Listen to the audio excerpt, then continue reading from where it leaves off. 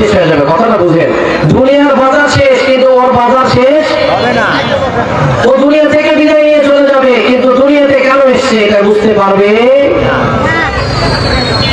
আল্লাহ তাআলা বলেন, দুনিয়ার মধ্যে যাদেরকে আমি পাঠাইছি তাদের মধ্যে যদি দুইটা গুণ থাকে, তারা আমার পরিপূর্ণ আল্লাহর গোলাম হিসাবে আমার কাছে তাদেরকে কবুল করে নিব। আর যদি এই দুইটি গুণ তাদের ভিতরে না থাকে, সারা জীবন যদি সে ইবাদত করে, সারা জীবন যদি সে নবীকে মহব্বত করে, আমি আল্লাহর কাছে কখনো সে দামি হতে পারবে না। আমি আল্লাহর কাছে কখনো সে খাঁটি গোলাম হিসাবে কবুল হবে না। তাহলে দুইটি গুণ কি আমাদের তো জানা দরকার আছে নাকি? প্রথম নম্বর গুণ হলো ঈমান। কি ঈমান? আচ্ছা, আপনারা এই ঈমান দেখছেন কে কে বলেন তো? এই ঈমানটা কে কে দেখছেন? তাহলে ঈমান কার নাম? ঈমানটা নাম কার? এই ঈমান কে? কিসের ঈমান? إنما المؤمنون الذين آمنوا بالله ورسوله ثم لم يرتابوا وجاهدوا بأموالهم وأنفسهم في سبيل الله أولئك هم الصادقون. وقال رسول الله صلى الله عليه وسلم بني الإسلام على خمس شهادة أن لا إله إلا الله وإقام الصلاة وإيتاء الزكاة والحج والصوم رمضان متفق عليه.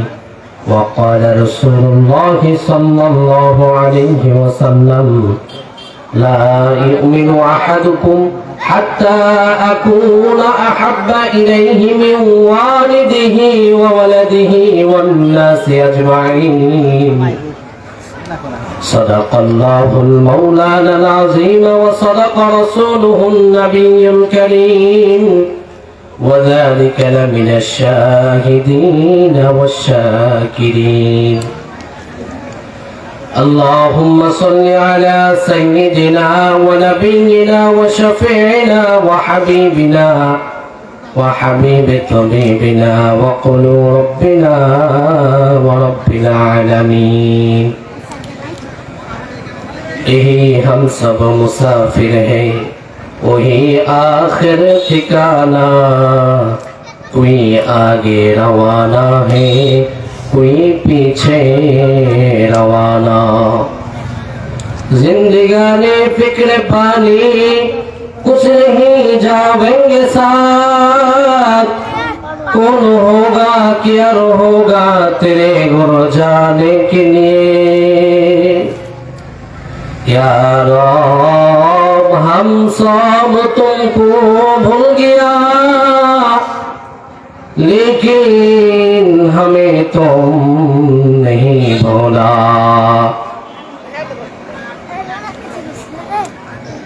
সমস্ত প্রশংসা সেই মহান রব্বে ইজ্জতের দরবারে যে আল্লাহ জাল্লা শাআনুহু আমাদেরকে দুনিয়াবী সমস্ত কাজ থেকে ফারিগ করে পৃথিবীর মধ্যে সর্বশ্রেষ্ঠতম এক জায়গা, যে জায়গার মধ্যে আল্লাহ এবং আল্লাহ রসুলের আলোচনা হয়, এরকম জায়গায় বসবার তৌফিক দান করেছেন। এই জন্য সবাই অন্তর স্থল থেকে পবিত্র জবান দিয়ে কালিমাতুশ শুকর আদায় করি আলহামদুলিল্লাহ। মানবতার মুক্তির দূত আকায়ে নামদার তাজদারে মদিনা আহমদে মুস্তাফা মুহাম্মদে মুস্তাফা মা আমিনায়ে দুলাল সাইয়্যিদুল কওনাইন শাফিউল মুসলিমিন। সবাই বলেন সাল্লাল্লাহু আলাইহি ওয়াসাল্লাম।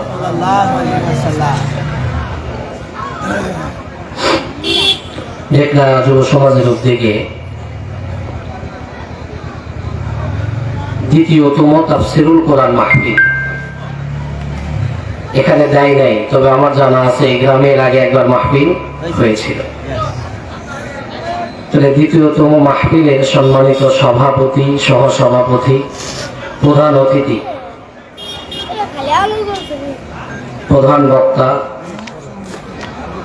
এ হামবেলে যাদের নাম আছে সবাই সম্মানিত ব্যক্তি, সম্মানিত নানা মামা, তারা সম্পর্কে সবাইকে জানাই অন্তরস্থল থেকে শুকরিয়া।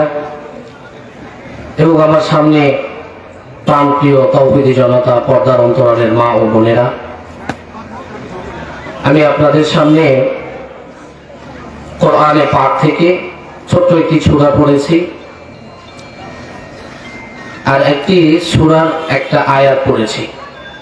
রাসূল সাল্লাল্লাহু আলাইহি ওয়াসাল্লামের অসংখ্য অগণিত হাদিস থেকে দুইটি হাদিস পাঠ করেছি। আল্লাহ তাআলা যদি আমাকে তৌফিক দান করে অল্প সময়ের মধ্যে এর উপরে কিছু কথা আমি যেন বলতে পারি এবং আমরা যারা বসেছি আমরা যেন সবাই শুনে সঠিকভাবে সঠিক বুঝে আমল করতে পারি, এজন্য সবাই আল্লাহর কাছে দোয়া করি। আসলে দেখেন, এখানে কথা বলার কিছু নেই। এ প্যান্ডেল আজকে শুধু হয়েছে শেখপাড়াতে এমন নয়, আপনারা সবাই মিলে আয়োজন করেছেন এমন নয়, বাংলার প্রত্যেকটা এলাকায় এরকম মাহফিল হচ্ছে প্রতিনিয়ত। আজকেও আপনি তালাশ করে দেখবেন পুরো বাংলাদেশে হয়তো কয়েকশো মাহফিল হচ্ছে, একটা নয় কয়েকশো। এরকম কয়েকশো বক্তা কথা বলছে পর্যায়ক্রমে ধারাবাহিকতার সাথে। কিন্তু বড় দুঃখ আর পরিতাপের বিষয়, আমরা যারা বক্তারা কথা বলি,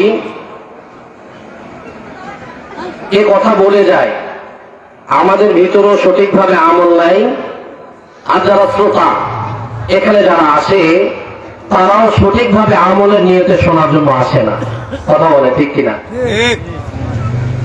আপনারা সবাই এই জায়গায় যারা আমার আছেন, বিগত যে মাহফিল গুলো আমি করি, যেই দুই চার জায়গায় কথা বলার সুযোগ হয়, সেই জায়গাগুলো থেকে ভিন্ন।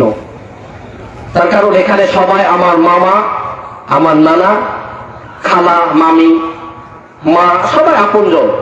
তাহলে এখানে আমার কথা বলার যোগ্যতা নাই। আপনারা আমাকে কোলে পিঠে করে মানুষ করেছেন। তবে আমার নানা মামারা যেহেতু সম্মান করে, ভালোবেসে, আদর করে, যত্ন সহকারে একটা জায়গায় আসবার বসবার সুযোগ দিয়েছেন, তাহলে কিছু কথা তো আমরা আলোচনা করতে পারি। কি বলেন? সুযোগ তো হয় না। কোন মিলাদ মাহফিল দোয়া আয়োজনে বসে এরকম ভাবে কথা বলার সুযোগ হয় না। এটা মাহফিলের স্টেজ। তাহলে আমরা সবাই মিলে আলোচনা করব, করার পরে যদি দেখি আমার ভুল আছে, যদি দেখি আপনাদের ভুল আছে, যদি আমার কমতি থাকে, আপনাদের কমতি থাকে, এ সব কিছু মিলে যদি আমাদের কাছে কোনো কিছু আল্লাহ এবং আল্লাহ রাসূলের পরিপন্থী হয়, বিপক্ষে হয়, পক্ষের নয়, তাহলে আমরা সবাই মিলে সেটাকে ছেড়ে দিয়ে আমরা ওই আল্লাহর বান্দা, খাঁটি বান্দা এবং রাসূলের খাঁটি উম্মত হওয়ার জন্য প্রস্তুত আছি তো ইনশাআল্লাহ? যা মানুষ আশেপাশে ঘুরছে, প্যান্ডেলে বসলে জায়গা দেওয়া সম্ভব নয়, মাহফিল কর্তৃপক্ষের সম্ভব নয় এই জায়গার মধ্যে জায়গা দিবে, কিন্তু প্যান্ডেল ভরবে না। তার কারণ কি কথা বলবে? তো আমাদের ভাগনা নয় নাতি, কথা তো তেমন কিছু বলতে পারবে না। আর আমরা তো ছোট থেকেই মানুষ করছি। তাহলে পরের বক্তা কইলে আসবে না কেন? পরের বক্তার ওয়াজ ও ফেসবুকে অনেক শুনছি, এর শুনে লাভ নাই, তেমন কোনো নাই, একই কথা। তাহলে মাগরিবের পরে যে কথা বলছে এটাও একই কথা, এসার পরে আমি উঠে কথা বলছি এটাও একই কথা, আমার পরে যিনি আসবে উনিও একই কথাই বলবে। কিন্তু সমস্যা হলো, আমার অন্তরের মধ্যে যদি হেদায়েত আর পরিবর্তন হওয়ার ধ্যান আর মন আর খেয়াল যদি না থাকে, খোদার কসম প্রতিদিনও যদি একটা করে মাহফিল হয়, আর শুধুমাত্র দুনিয়ার এই ওলামায়ে কেরাম নয়, স্বয়ং যদি জিবরাইল আলাইহিস সালাতু ওয়াস সালাম এসে কথা বলে, তারপরেও হেদায়েত আমাদের হবে না। তাহলে কি করতে হবে? সর্বপ্রথম নিজের অন্তরকে পবিত্র করতে হবে, নিজের অন্তরকে বুঝাতে হবে যে আজকের এই মাহফিল থেকে আমি কিছু পরিবর্তন হব। কথা বলেন? আজকের মাহফিল থেকে আমার কিছু কমতি থাকলে আমি পরিবর্তন হব। সারা জীবনে তো খাইলাম, সারা জীবনে তো ভুললাম, তাহলে আজকে এত বড় আঞ্জাম করলাম সবাই টাকা পয়সা দিয়া, অর্থ সম্পদ দিয়া, তাহলে এখান থেকে যদি দু চারটা কথা শিখে আমি ভালো হতে পারি, আমার জীবনে যদি কিছু পরিবর্তন হতে পারে, তাহলে আমি লাভবান হয়ে যাব। আর যদি কোনো পরিবর্তন না হয়, আমার আপনার কোনো লাভবানের সুযোগ নেই। তাহলে কে ঘুরছে, কে বাজার করছে, এটা আমার দেখার বিষয় নয়। আমি বসেছি এই নিয়তে বসবো, যে যতক্ষণ পর্যন্ত আমার জরুরি হাজত না আসবে আমি উঠবো না। কথা বলেন, উঠবেন? যতক্ষণ আমাদের হাজত আসবে না ততক্ষণ পর্যন্ত আমরা উঠবো না। ইনশাআল্লাহ এই কথা শুনবো এবং নিজেরা পরিবর্তন হওয়ার চেষ্টা করব। আর পর্দার অন্তরালে যে মা বোনেরা আছেন, গল্প না করে একটু বসবেন, ভালো করে শুনবেন, নিজেরা পরিবর্তন হওয়ার চেষ্টা করবেন। আর আমি এই এলাকার নাতি হিসাবে, ভাগনা হিসাবে আবদার করব, যারা রাস্তাঘাটে চলাফেরা করছেন, দয়া করে রাস্তাঘাটে চলাফেরা না করে, যদি আশরাফুল মাখলুকাত মানুষ আমরা, এই ভালো মানুষ হিসাবে আমি আপনাদের কাছে দাবি করব, সবাই আসেন প্যান্ডেলের মধ্যে, সবাই মিলে দু চারটা কথা বলে নিজেরা সংশোধন হওয়ার চেষ্টা করি। আমি আপনাদের সামনে কোরআনে পাক থেকে একটা আয়াত তেলাওয়াত করেছি আর একটা ছোট্ট সূরা তেলাওয়াত করেছি। এই যে ছোট্ট সূরাটি তেলাওয়াত করেছি, এটা হলো সূরাতুল আসর, অর্থাৎ সময়ের ব্যাপারে। সময় কত গুরুত্বপূর্ণ আমাদের কাছে, কত দামি আমাদের কাছে সময়, কেউ বুঝতেছি না। যখন চলে যাব তখন বুঝতে পারবো সময়ের কত দাম।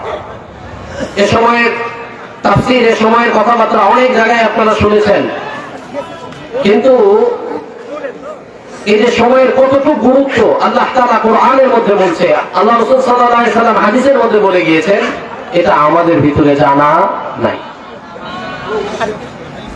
আমরা তো দুনিয়ায় আসছি, কি বলে, দুনিয়ায় আসছি না? আমরা দুনিয়ায় আসছি, আল্লাহ তাআলা কি এমনি এমনি পাঠাইছে? বলেন, আল্লাহ আল্লাহ এমনি পাঠাই নাই আমাদেরকে। আল্লাহ তাআলা এমনি আমাদেরকে কি করে নাই?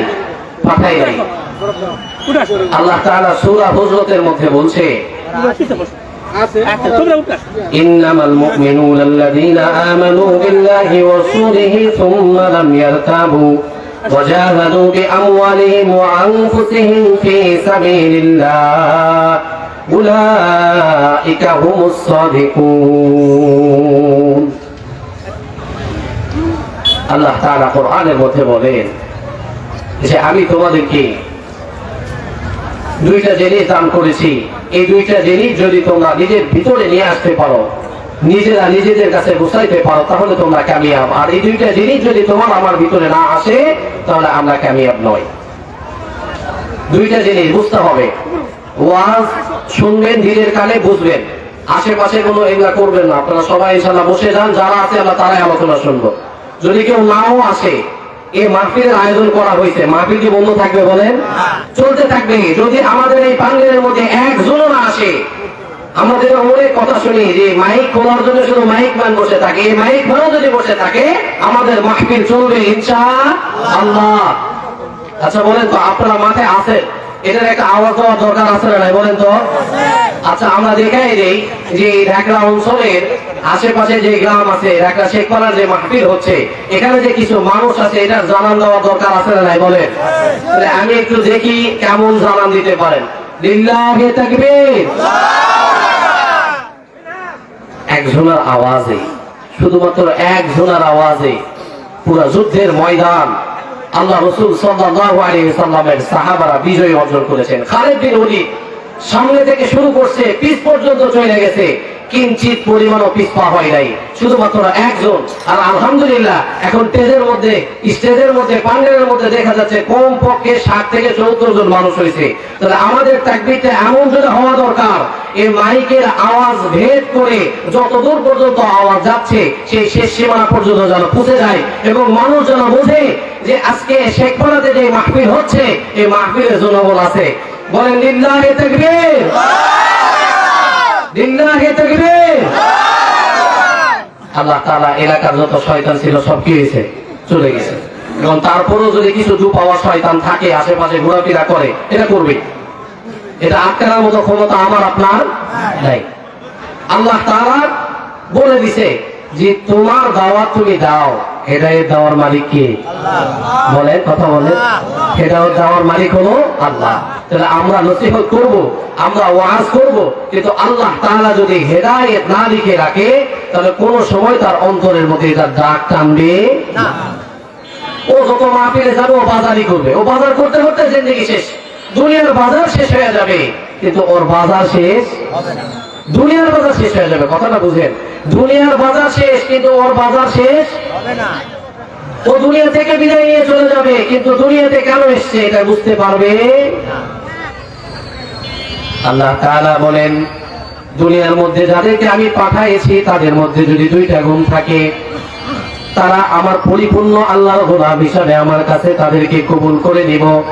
আর যদি এই দুইটি গুণ তাদের ভিতরে না থাকে, সারা জীবনও যদি সে ইবাদত করে, সারা জীবনও যদি সে নবীকে মহব্বত করে, আমি আল্লাহর কাছে কখনো সে দামি হতে পারবে না। আমি আল্লাহর কাছে কখনো সে খাঁটি গোলাম হিসাবে কবুল হবে না। তাহলে দুইটি গুণ কি আমাদের তো জানার দরকার আছে নাকি? প্রথম নাম্বার গুণ হলো ঈমান। কি? ঈমান। আচ্ছা, আপনারা এই ঈমান দেখছেন কে কে বলেন তো? এই ঈমানটা কে কে দেখছেন? তাহলে ঈমান কার নাম? ঈমানটা নাম কার? এই ঈমান কে? কিসের ঈমান? ঈমান কি জিনিস? মা হুয়া ঈমান। ঈমানটা কি? এটা কি আমরা জানি? বলে সবাই জানি লা ইলাহা ইল্লাল্লাহু মুহাম্মাদুর রাসূলুল্লাহ। যদি কোনো আল্লাহর গোলামে কালিমা পড়ে আমরা মনে করি সে ঈমানদার, সে ঈমানদার হয়ে গেছে, সে খাঁটি মুসলমান হয়ে গেছে। কিন্তু আল্লাহ তাআলা বলেন সে ঈমানদার হয় নাই। লা ইলাহা ইল্লাল্লাহ তো একজন হিন্দু পড়ে, লা ইলাহা ইল্লাল্লাহ একজন খ্রিস্টানও পড়ে, লা ইলাহা ইল্লাল্লাহ অনেক বৌদ্ধ আছে মুসলমানের থেকেও অনেক সুন্দর করে তারা পড়তে পারে। লা ইলাহা ইল্লাল্লাহ মুসলমান নামে অনেক নাস্তিকরাও প্রতিনিয়ত পড়ে, শুধুমাত্র পড়ে না, লা ইলাহা ইল্লাল্লাহ এত সুন্দর করে গবেষণা করে। আমাদের মধ্যে অনেক রকম হুজুর থাকে, তারাও এরকম গবেষণা করতে পারে না। যদি শুধুমাত্র লা ইলাহা ইল্লাল্লাহ নাম ঈমান না। মুহাদ্দিসিনে কেরাম বলেন আল ঈমানু হুয়া তাসদীকু বিল জিনান ওয়া ইকরারু বিল লিসান ওয়া আমালু বিল আরকান। বলতেছে ঈমান হলো তিনটা জিনিসের নাম। যদি কেউ এই তিনটা জিনিস করে তাহলে সে ঈমানদার, আর যদি এই তিনটা জিনিস না করে তাহলে সে ঈমানদার নয়। সমাজের মধ্যে যদিও বা দাঁড়িয়ে আছে, যদিও বা টুপি আছে, যদিও বা 5 ওয়াক্ত নামাজ পড়ে, কিন্তু পরিপূর্ণ ঈমানদার হওয়ার জন্য তিনটা জিনিস লাগবে। এক নাম্বার হলো তাসদীক বিল জিনান, অন্তরের দ্বারা বিশ্বাস করতে হবে। কি বিশ্বাস করবে? অন্তরের দ্বারা তো অনেক কিছুই বিশ্বাস করি আমরা, কিন্তু কি বিশ্বাস করলে ঈমানদার হওয়া যায়? বলে এ জবান দিয়ে কোনোদিন আল্লাহর কথা শুনি নাই, এ জবান দিয়ে কোনোদিন আমরা আল্লাহর কথা বলি নাই, এ কান দিয়ে কখনো আমরা আল্লাহর কোনো কথা ডাইরেক্ট শুনি নাই, এ চোখ দিয়ে কখনো আল্লাহ তাআলাকে দেখি নাই, এ হাত দিয়ে কখনো আল্লাহ তাআলার কোনো কাজকে স্পর্শ করি নাই, আল্লাহ তাআলার ডাইরেক্ট কোনো কাজের মধ্যে আমরা অংশীদারিত্ব করি নাই। তাহলে এ আল্লাহকে, এ আল্লাহ কোথায় আছে, কিভাবে আছে, কিভাবে চালাচ্ছে, এই বিশ্বাস যদি কেউ নিজের অন্তরের মধ্যে করে ফেলে দেয়, আর আল্লাহর প্রতি যদি কোনো রকম সংশয় না থাকে, সে হলো ঈমানদারের প্রথম পর্যায়ে তাসদীক বিল জিনান। অন্তরের দ্বারা সে বিশ্বাস করলো, এর মানে বোঝা যাবে সে ঈমানের প্রথম ধাপ হলো অন্তরের দ্বারা বিশ্বাস করা। সব কিছু বিশ্বাস বাদ দিয়া শুধুমাত্র আল্লাহ তাআলার প্রতি বিশ্বাস স্থাপন করার নাম হলো ঈমানের এক পর্যায়ে। কি বুঝলেন? অন্তর দ্বারা বিশ্বাস করতে হবে, যা কিছু হচ্ছে, যা কিছু করছে, যা কিছু হবে, সবকিছু করে কে? কথা বলে, সবকিছু করে কে? আল্লাহ। এই বিশ্বাস যদি আমার আপনার ভিতরে এসে যায়, তাহলে ঈমানের এক ধাপ আগাইলাম। তাসদীক বিল জিনান ওয়া আমালুম বিল ওয়া ইকরারুম বিল লিসান, জবানের দ্বারা স্বীকার করা। যদি কেউ বিশ্বাস করে সব সময় আল্লাহ আছে, আল্লাহ আছে, কোনদিন লা ইলাহা ইল্লাল্লাহ মুহাম্মাদুর রাসূলুল্লাহ সাল্লাল্লাহু আলাইহি ওয়াসাল্লাম এই কথা বলে নাই, অথবা আশহাদু আল্লা ইলাহা ইল্লাল্লাহ ওয়া আশহাদু আন্না মুহাম্মাদার রাসূলুল্লাহ এই কথা জবান দিয়ে বলে নাই, শুধুমাত্র অন্তরের দ্বারা বিশ্বাস করেছে, কিন্তু জবান দিয়ে কখনো বলে নাই, সে এখনো ঈমানদার হয় নাই। শুধুমাত্র বিশ্বাস করলে হবে না, জবান দ্বারা পড়তে হবে। শুধু জবান দ্বারা পড়লে হবে না, পরের তবকার লেভেলে আমাকে যাইতে হবে। ওয়া আমালুম বিল আরকান, মুহাদ্দিসিনে কেরাম বলে আল্লাহ তাআলা যা হুকুম করেছে, আল্লাহ রাসূল যা হুকুম করেছে, বিনা দ্বিধায় কোনো সংশয় ছাড়া সব কিছুকে গ্রহণ করার নাম হলো ঈমান। বলেন সুবহানাল্লাহ। আল্লাহ যা কিছু দিয়েছে, আল্লাহ যা কিছু বলেছে, কোন রকম কোনো সংশয় নাই, কোন রকম কোনো দ্বিধাদ্বন্দ্বতা নাই, মনের মধ্যে কোনো ভয় খুব কিচ্ছু নাই। সব কিছু ছেড়ে ফেলে দিয়ে শুধুমাত্র আল্লাহর ইবাদত বন্দেগী করার নামই হলো ঈমান। তাহলে কয়টা পাইলাম বলেন? তাসদীক বিল জিনান, ইকরার বিল লিসান, আমালুন বিল আরকান। অন্তরের দ্বারা বিশ্বাস করা, জবানের দ্বারা তেলাওয়াত করা, জবানের দ্বারা স্বীকার করা, এবং আমার অঙ্গ প্রত্যঙ্গের দ্বারা সেই মালিকের গোলামি করার নাম হলো ঈমান। কথা বুঝতেছেন? আওয়াজ শোনা যায়? কথা বোঝা যায়, আওয়াজ শোনাও যায় তো নাকি? তাহলে আলহামদুলিল্লাহ আমরা কথা বুঝতে পারবো যদি আল্লাহ আমাদেরকে বোঝানোর তৌফিক দিয়ে দেয়। তাহলে সবাই বোঝা নিয়ে তো শুনতেছি নাকি? এখন বলেন তো, এই যে তাসদীক বিল জিনান, অন্তরের দ্বারা বিশ্বাস করছেন, আবার জবানের দ্বারা পড়ছেন, কিন্তু আমলের দ্বারা কতটুকু বাস্তবায়ন করছেন এটা বলেন? বলেন না। কয় হুজুর কালেমা তো কোনো জায়গার মধ্যে নাই, কালেমা কোরআনের কোন জায়গার মধ্যে নাই। তাহলে আপনি কইতেছেন এটা তো আপনারা ওয়াজ করেনি, তাহলে এই ওয়াজের মাধ্যম দিয়ে আপনারা বলতেছেন আর কি যে সবসময় শুনতেছি আল্লাহ তো কোরআনের মধ্যে কোনো জায়গায় বলে নাই মানতে হবে, এরকম কোনো কথা বলছে নাকি? বলে নাই না? আপনাদের কি ধারণা যে আল্লাহ তাআলা কোরআন মানার কথা বলেছে, কোরআনের মধ্যে এগুলো বিশ্বাস করার কথা বলেছে, এরকম কোন আয়াত আছে বা কোরআনে নাই, এরকম কেমন আপনাদের ধারণা আছে না নাই? বলেন আছে? তাহলে মানি না কেন? এই দেখেন আল্লাহ তাআলা বলতেছে 49 নম্বর সূরা, 49 নম্বর সূরা কোরআনের মধ্যে 26 নম্বর পারা, 518 নম্বর পৃষ্ঠা, আর সূরাতুল হুজুরাতের 15 নম্বর আয়াত। ইন্নামাল মুমিনুনা আল্লাযীনা আমানু বিল্লাহি ওয়া রাসূলিহি সুম্মা লাম ইয়ারতাবু ওয়া জাহাদু বিআমওয়ালিহিম ওয়া আনফুসিহিম ফী সাবিলিল্লাহ উলাইকা হুমুস সাদিকুন। আল্লাহ বলেন তারাই প্রকৃতপূর্ণ ঈমানদার। কারা? তারা কারা? ইন্নামাল মুমিনুনা আল্লাযীনা আমানু বিল্লাহ, যারা শুধুমাত্র আল্লাহ তাআলার প্রতি ঈমান আনে, ওয়া রাসূলিহি, এবং তার রাসূলের উপর ঈমান আনে, তারাই হলো প্রকৃতপূর্ণ ঈমানদার। সুম্মা লাম ইয়ারতাবু ওয়া জাহাদু, আল্লাহ তাআলা যা কিছু দিয়েছে জান মাল দিয়ে সব কিছু স্বীকার করে নেয়, আমল করে নেয়। ওয়া আনফুসিহিম ফী সাবিলিল্লাহ, এবং সব কিছু দিয়ে আল্লাহর রাস্তায় তারা জিহাদ করে। বলেন সুবহানাল্লাহ। আল্লাহর প্রতি ঈমান আনে, রাসূলের প্রতি ঈমান আনে, আর যা কিছু আল্লাহ দিয়েছে সব কিছু দিয়ে আল্লাহর রাস্তায় জিহাদ করে। জিহাদ কিসের জিহাদ? জিহাদ ফি সাবিলিল্লাহ ও জিহাদ বিআমালিল্লাহ। আল্লাহর রাস্তায় জিহাদ করা, আল্লাহর রাস্তায় ইবাদত করা, আমল করা, এটার নামই হলো প্রকৃতপূর্ণ ঈমানদার। বলে এটার কথা বলে শেষ করে নাই, আল্লাহ বলেন উলাইকা হুমুস সাদিকুন, তারা একমাত্র সত্যবাদীদের মধ্যে। বলেন সুবহানাল্লাহ।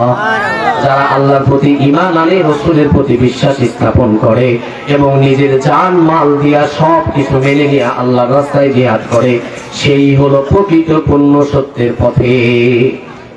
এখন দুঃখ আর পরিতাপের বিষয়, যখন আমরা দুনিয়াতে আসছি, আসার পরে দুনিয়া নামের এক মায়া, দুনিয়া নামের এক ভালোবাসা আমাকে এমন ভাবে গ্রাস করে ফেলেছে যেটা আমি কখনো কল্পনা করতে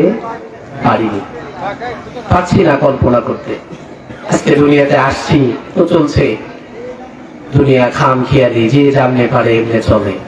এই জামনে পারে এমনি চলার নাম তো দুনিয়া নয়। আল্লাহ তো এই জন্য দুনিয়ার মধ্যে পাঠাই নাই। আল্লাহ তাআলা এই জন্য দুনিয়ার মধ্যে পাঠাইছে।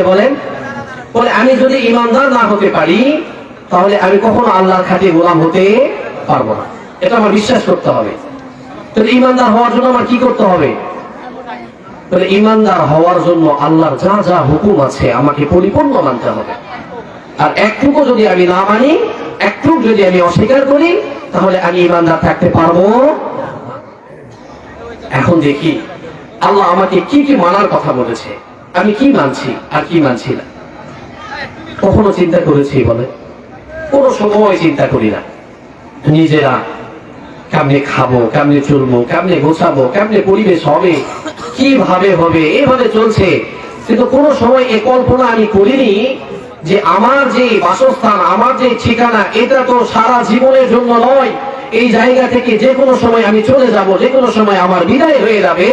এ সময় আমি এখনো বুঝতে পারি মরিচিকাময় দুনিয়া আমাকে এমন ভাবে আঁকড়ে ধরেছে, আমি বুঝতেই পারতেছি না যে আমি চলে যাব। আমি বুঝতে পারতেছি না।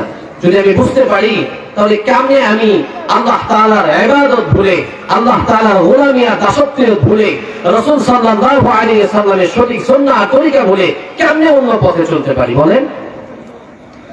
বুঝতাম, আমরা সবাই খাঁটি গোলাম। ওই সময় বুঝতাম যে সময় আল্লাহু আকবারের ধ্বনি মসজিদের মধ্যে পড়ে যায়, মাইকের মধ্যে বলে দেয়।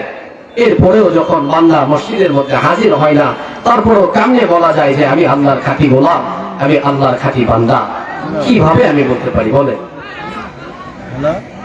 আমাকে বুঝান যে আমি আল্লাহর খাঁটি গোলাম, কিন্তু আল্লাহ যাকে একবারও সাড়া দিলাম না, আমি কেমনে খাঁটি গোলাম হইলাম?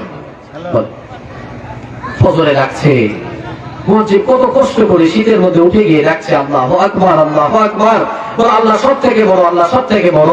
কিন্তু আমি না, আমার কাছে সব থেকে বড় ঘুম, আমার কাছে সব থেকে বড় আরাম, আমার কাছে সব থেকে বড় হলো ওই দামি লাফার তোষকের মধ্যে শুয়ে থাকা। আমার মতো গাফেল আর দুনিয়াতে কেউ নাই।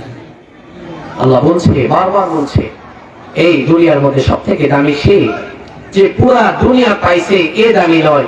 বলে পুরা দুনিয়া পাই নাই, তবে আমি মালিককে পেয়ে গেছে, পুরা দুনিয়া পাইছে। বলেন সুবহানাল্লাহ। আর পুরা দুনিয়া সব পাইছে, কিন্তু আমি মালিককে খুঁজে পাই নাই। বলে তার মতো বোকা, পাগল, অবুঝ, নির্বোধ আর দুনিয়াতে কেউ নাই, কেউ নাই।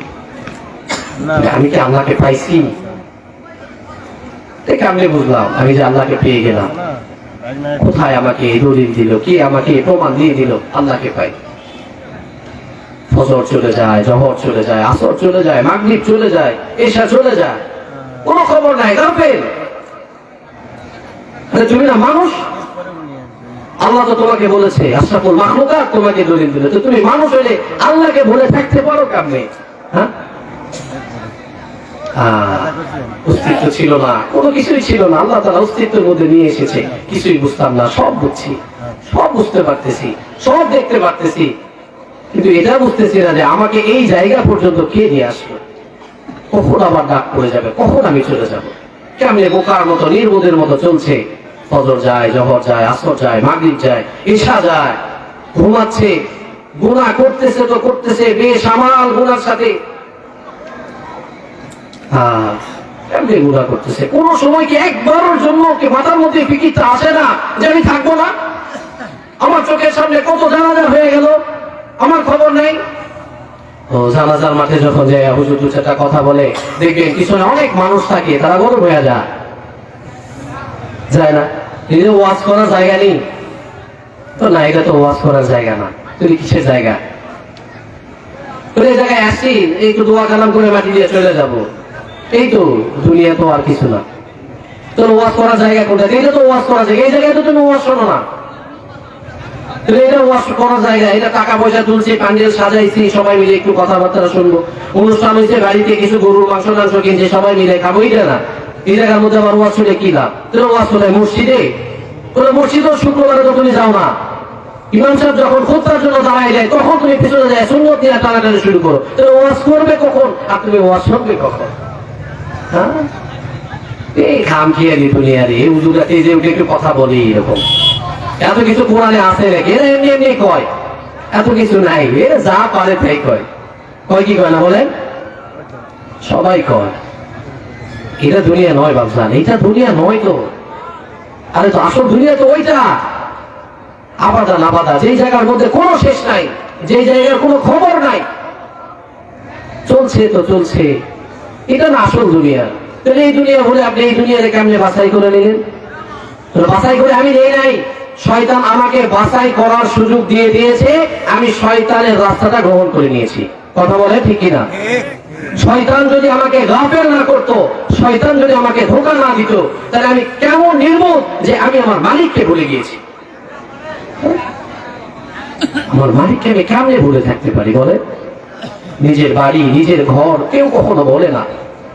বলে মাঠে গেছে, মাঠে যদি হাজার কাজকর্ম থাকে তারপরেও তার খেয়াল থাকে সন্ধ্যা লাগছে, বাড়িতে যাইতে হবে। কথা বলে ঢাকায় গিয়েছে সারা জিন্দেগির চাকরি উপার্জন করবার জন্য, এই জায়গার মধ্যেও তার খেয়াল থাকে যে ঈদের ছুটিতে আমাকে বাসাতে যাইতে হবে, তাহলে আত্মীয় স্বজনের সাথে আমার ঈদ না করলে আনন্দ লাগে না। ছেলে বিদেশে গেছে, এই জায়গার মধ্যে প্রতিদিন কথা বলে, বাবা আসবে কবে? এখনো সবকিছু ঠিক হয় নাই, মোটামুটি প্রসেসিং চলছে, সামনের ঈদে হয়তো আপনাদের সঙ্গে সাক্ষাৎ হতে পারে। তাহলে ছেলেরও খেয়াল যে আখের শেষ সীমানায় বাসায় এসে বাবা মার সঙ্গে ঈদ করবে। কথা বলেন, কোন বাজারে গেছে এমনি একটু সময় লেট হয়ে যাইতেছে, মাগরিবের আগে আসার কথা, আসতে লেট হয়েছে, বলে ফোন করছে, কই বাজার তো এখনো ঘরের মধ্যে পৌঁছে না। তাহলে সবার ঘর ঘর নিয়েই ঠিকানা, সবার ওই আসল জায়গা নিয়েই ঠিকানা, কিন্তু আমি আর তুমি, আমার আর আপনার যে আরো একটা আসল জায়গা আছে, এইটার খবর গেল কোথায়? এটা আমার এখন দেখি সে ভুলে গেছে। আবার কবে স্মরণ হবে? যেদিন দাঁড়াইতে পারতেন না, আপনি উঠে কথা বলবেন, এই কথা বলার শক্তি আপনার ছিল না, মালিক আপনাকে দিয়েছে। আজকে কথা বলছেন, আজকে কামাই করছেন, আজকে নাতি নাতনি হয়ে গেছে, আয়ুষ্গা সব হয়ে গেছে। সচল হাত ছিল, যে হাতের একক শক্তির দ্বারা আপনি 5 জন বৃদ্ধ মানুষকে ফেরাই দিচ্ছেন। আজকে আপনি এমন বৃদ্ধ হয়ে গেছেন, ওই আপনার আগের জায়গায় আপনার নাতি চলে গেছে, আপনার অস্তিত্ব বিলীন হয়ে যাইতেছে, তারপরেও আপনার বিবেক খোলে না। তাহলে বিবেকে কিসে মুইতে দিছে? এটা আমার এখন বিবেকে কিসে মুতল এখন? লাভ নাই, কোনো লাভ নাই। এই যে শুনবেন না ওয়াজ, আমি বলতেছি, আপনারা শুনছেন, এটা শোনার পরেও যদি কোনো হেদায়েত না হয়, যদি পরিবর্তন না আসে, কোনো লাভ নাই। তাহলে লাভ কোথায়? লাভ যখন নিজের ভিতরে পরিবর্তন নিয়ে আসবো, নিজেরা যখন বুঝতে শিখবো, সাহাবা ওয়ালা ইমান যখন আমি আপনি বানাতে পারবো, তখন না কাজে আসবে। এর আগে কোনোদিন কাজে আসবে না, কোশ্চিন কেন কাজে আসবে না? আপনাকে কে এমন সার্টিফিকেট দিয়ে দিল যে আপনি মরলেই জান্নাতে যাবেন? রাসূল সাল্লাল্লাহু আলাইহি সাল্লাম আপনাকে যে শাফাআত করবে, আপনি বলছেন শাফাআতে কুবরা, অর্থাৎ হাউজে কাউসারের পানি আপনি পান করবেন, রাসূল আপনাকে পান করাবে কিসের জন্য বলেন? কেমনে আপনাকে পান করাবে রাসূল? দাঁড়িয়ে রাখছেন এই জন্য নেই, দাঁড়িয়ে রাখছে এই জন্য পান করাবে পানি, জান্নাতে যাবো বিনা হিসাবে। এই তো খামখেয়ালি দিত, এত বড় দাঁড়িয়ে রেখে যদি আপনি জান্নাতের শাফাআতের পানি পাইতেন, তাহলে আল্লাহ তাআলা এই কোরআন নাযিল করার দরকার ছিল না, আল্লাহ তাআলার হুকুম আহকাম নাযিল করার দরকার ছিল না, রাসূলের তরিকা অবলম্বন করার কোনো কথা ছিল না। তাহলে আল্লাহ তাআলা বলছে যে আমার কোরআনকে মানো, আমার রাসূলকে ভালোবাসো, আমার কোরআনের প্রত্যেকটা বিধিবিধান তোমার ভিতরে সেট করে নাও, রাসূলের প্রত্যেকটা রাস্তা তোমার মাথা থেকে নিয়ে পা পর্যন্ত সাজাও, তখন তুমি আশা করো যে রাসূল তোমাকে শাফাআতে কুবরা দিয়া তোমাকে নিয়ে জান্নাতে যাবে। বলেন সুবহানাল্লাহ। সাজাইতে রাজি আছি কবে? এই মাহফিলের পরে সামনে বছর আবার মাহফিল হইলেই তো না, এই মাহফিলের পরে আবার সামনের মাহফিল হইলে তারপরে 5 ওয়াক্ত নামাজ ধরবো, এই তো না। তাহলে এই এসব নামাজও তো অনেকে আছে, আমরা পড়ি নাই, আসলে নাই। নামাজের সময় এক কাতার মানুষ পাইছি না, মাত্র এক কাতার মানুষ, সামনে ইমাম সাহেব আর এক কাতার মানুষ। এখন তো অনেক মানুষ হয়েছে, কেউ নাই। খোদার কসম করে বলছি, আজকালকার জানাজার অবস্থা দেখেন না? বলে জানাজার সময় মানুষ বইলা যায়, কিন্তু জানাজা তো হয়তো আসরের পরে না জহরের পরে হয়। যে মানুষ জানাজায় হাজির হচ্ছে, ও মানুষ জানাজায় হাজির না হয়, তার উচিত ছিল আসরের নামাজে মসজিদে হাজির হওয়ার কথা। জহরের পরে যে জানাজা হচ্ছে, ও জানাজার মাঠে না গিয়ে তার উচিত ছিল মসজিদের মধ্যে হাজির হওয়ার কথা। তুমি জানাজা পড়লেও তোমার সওয়াব, না পড়লেও তোমার গুনাহ নাই, কিন্তু তুমি নামাজ না পড়ার কারণে তোমার গুনাহ শুধুমাত্র নয়, এমন আযাবের মধ্যে তুমি গ্রেফতার হবা, এটা তুমি কল্পনাও করতে পারবে না। জাহান্নামের মধ্যে যারা যাবে, গুনাহগার যারা হবে, জালেম যারা হবে, তাদের ব্যাপারে এখানে বলছে, কোরআনের মধ্যে বলছে। হুজুর এখানে এই জায়গার মধ্যে এমনি এমনি কথা বলে না তো, কোরআনে আছে, হাদিসে আছে, কথা হুজুরই বলে। কেন বলে? বলে হুজুরদের কাজ কি? আল্লাহ রাসূল সাল্লাল্লাহু আলাইহি ওয়াসাল্লাম বলেন, ইন্নাল উলামা ওয়ারাসাতুল আমবিয়া। আল্লাহ রাসূল সাল্লাল্লাহু আলাইহি ওয়াসাল্লাম কখনো বলে নাই অন্য কারো কথা বলেছেন যাদের ভিতরে কোরআন এবং হাদিসের জ্ঞান আছে তারাই রাসূল সাল্লাল্লাহু আলাইহি ওয়াসাল্লামের ওয়ারিস। তবে নবী 1400 বছর আগে চলে গেছে, আর কোন নবী আমাদের কাছে আসবে না, আর নতুন কোন কিতাবও আসবে না। এই কিতাবের দায়িত্ব যারা পালন করে, এই কিতাবের হুকুম আহকামের খবর যারা রাখে, তারাই তো আমাদেরকে সতর্ক করবে শেষ জামানার জন্য, তারাই তো আমাদেরকে সতর্ক করবে আখিরাতের ফিকির নিয়া। আমি তো মনে করি প্রত্যেকটা মসজিদের ইমামই তো আখিরাতের ফেরিওয়ালা। কি বলেন? প্রত্যেকটা ইমাম আখিরাতের ফেরিওয়ালা। কেউ কয় না যে আমাদের টাকা বাড়ায় দেন। পৃথিবীর মধ্যে সব থেকে কম বেতনের চাকরি যদি হয় সেটা হলো মসজিদের ইমাম সাহেব আর মুয়াজ্জিন। এদের মতো মানে আর অসহায়ত্ব ওদের চাকরি আর পৃথিবীতে নাই টাকার দিকে। কিন্তু আল্লাহ তাআলা বলেন পৃথিবীর মধ্যে সব থেকে শ্রেষ্ঠতম খেদমত যদি কেউ করে থাকে সে হলো ইমাম আর সে হলো মসজিদের মুয়াজ্জিন। বলেন সুবহানাল্লাহ। আপনি আমি দাম না দিলে কি হবে? আমার মালিক দাম দিয়ে দিয়েছেন। কথা বলেন আছে। যদি কোন আল্লাহর বান্দা 7 বছর মসজিদে আযান দেয় লাগাতার, আল্লাহ রাসূল সাল্লাল্লাহু আলাইহি ওয়াসাল্লাম বলেন কিয়ামতের ময়দানে তার কল্লা সবার থেকে উঁচা হবে। বলেন সুবহানাল্লাহ। রাসূল সাল্লাল্লাহু আলাইহি ওয়াসাল্লাম যখন এই হাদিসের কথা বলে তখন বাকি সাহাবারা বলছে ইয়া রাসূলুল্লাহ তাহলে যে আযান দিবে তাহলে তো বেলাল একাই আযান দেয়, তাহলে শুধু বেলালের কল্লাই উঁচা হবে, বাকিগুলোর কি হবে? বলে হিম্মত হারাম হইও না, যখন মুয়াজ্জিন আযান দিবে তাহলে তুমি মুয়াজ্জিনের আযানের সাথে জবাব দিবা, আল্লাহ তাআলা ওই মুয়াজ্জিনের সাথে তোমার কল্লাটাকে উঁচা করবে। বলেন সুবহানাল্লাহ। আযান চলে, খবরই তো থাকে না। খবর থাকে? আযান চলে আর ঘরের মধ্যে খবর চলছে তো চলছে। খবর থাকে আযানের নয়, টিভি। কথা বলেন। আগে এরকম আমরাও দেখছি ছোটবেলায়, এই জায়গায় থাকেও তো আমি মানুষ হয়েছি, আমি জানি আযান হয়ে গেলে সবকিছু বন্ধ হয়ে যেত। এখন আযান হয়ে গেলে সবকিছু চালু হয়। বিপর্যয় চাই না। আল্লাহ রাসূল সাল্লাল্লাহু আলাইহি ওয়াসাল্লাম বলেন যে ঘরের মধ্যে আযান চলে আর এই সময় কেউ দুনিয়ার গুনার মধ্যে লিপ্ত থাকে, আল্লাহ রাসূল বলেন ঘরের মধ্যে লানত করেন। নাউযুবিল্লাহ। তাহলে আজকের পরে ঘরে যখন আযান হবে মসজিদে সবাই মিলে বসে থেকে টিভি দেখবেন, এই তো মা বোনেরা এইটাই তো করে, আর কিছু করে না তো। কাজ কাম তেমন নাই তো, আপনারা তো কাজে কর্মে বাইরে চলে যান, কিন্তু এদের তো কাজকর্ম তেমন থাকে না। তাহলে কাজকর্ম নাই, কিভাবে সময় পার করবো? সময় পার করার একটা রাস্তা তুমি কইরা দাও না। তাহলে কি ঘরে একটা টিভি আনলে হয় না? এই তো আয়না দিছে, পরে চলছে টিভি, চলতেছে বেপরদাগি চলতেছে, ইচ্ছা স্বাধীন, কোনো খবর নাই, একবারে লা খবর, বেখবর। আল্লাহ কেমনে আমি ইমানদার হইলাম? বলেন আমি যে ইমানদার দাবি করলাম, আমি কেমনে ইমানদার হইলাম? যাদের জন্য জান্নাত ওয়াজিব, রাসূল সাল্লাল্লাহু আলাইহি ওয়াসাল্লাম বলে দিয়েছে এরা জান্নাতি। আবু বকর জান্নাতি, ওমর জান্নাতি, ওসমান জান্নাতি, আলী জান্নাতি, হুযায়ফা জান্নাতি, এরকম 10 জনের একবারে সার্টিফিকেট দিয়ে দিয়েছে তারা জান্নাতি। তারপরেও তাদের পেরেশানি দেখে আমি আপনি ঠিক থাকতে পারবো না। তাদের পেরেশানিটা কেমন পেরেশানি ছিল, তাদের বেচেনটা কেমন বেচেন ওয়ালা ছিল। এই যে ঈমান, আর যদি আপনার আর একটা জিনিস না থাকে কখনো আপনি কামিয়াব হতে পারবেন না, সেটার নাম হলো তাকওয়া। কি বলে? ঈমান আর তাকওয়া। ঈমানের দ্বারা সবকিছু অর্জন করলেন, আর তাকওয়া আল্লাহর ভয়ের দ্বারা সবকিছু অর্জন করলেন, তখন আপনি কামিয়াব হইলেন। বলেন সুবহানাল্লাহ। সুবহানাল্লাহ। আপনাদের সবার মন মনে হয় খারাপ একটু, তাই না? খারাপ, আমি বুঝতেছি। খারাপ না হইলে এমনি চুপচাপ আছেন, অনেকে তো ঘুমাইতেছে। ঘুমায়েন না, ঘুমানোর জায়গা তো অনেক আছে। এমন ঘুমাবেন আবাদা জিন্দেগিতেও জাগনা পাবেন না।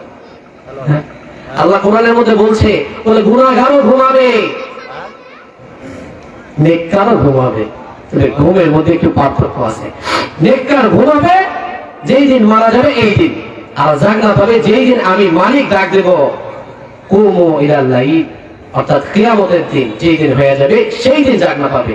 আর বদকারও ঘুমাবে, তবে এমন ঘুম ঘুমাবে ও ঘুমের মধ্যে যত আযাব আছে এটা সহ্য করার মতো ক্ষমতা ওর থাকবে। এই ঘাটিটা আমাদেরকে পাকা করা দরকার আছে না নাই? বলেন।